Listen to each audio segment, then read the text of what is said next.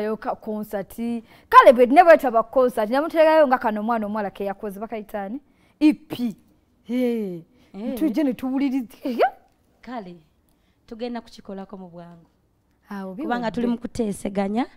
naye tunabeera ready tujja kujja tukikoleko ku kusonga ya concert tukirowoozaako nnyo nga tukyali ku TV kubanga kati okitegeera bona akola concert nga tumaze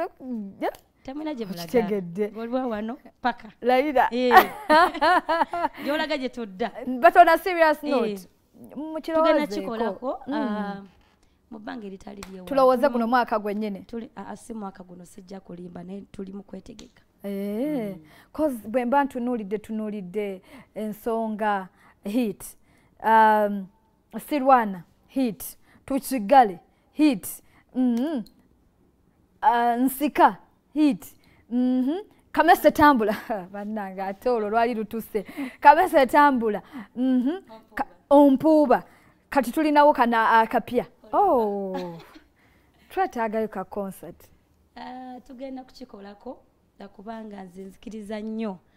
mu budde bwa Katonda ebintu ebisinga sife tubigera naye obudde obunaaba butuuse tugenda kikola naye si bwewala gwe kitanga fo tugamba nga tufuna bujja tuyitanga tupikanga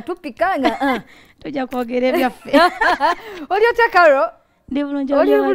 ndi bwenti mpola ndi bulungi ade ndudde okulaba mbaye twasembayo liglo twali emunyonyo sirwero twasembayo toyina tabbo sina tabbo nga bulijjo kabode kyekyo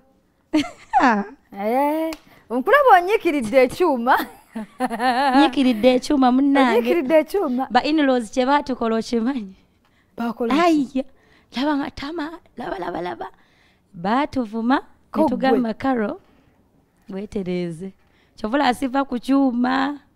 baina be bakuleetera okwetereeza basobola okuvuma mukwano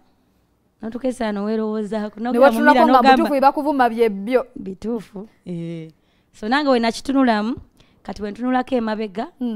ne weti gye nayina kubangi tugenda tulaba change awo mba ndaba nga waliwo olugendo lwendiko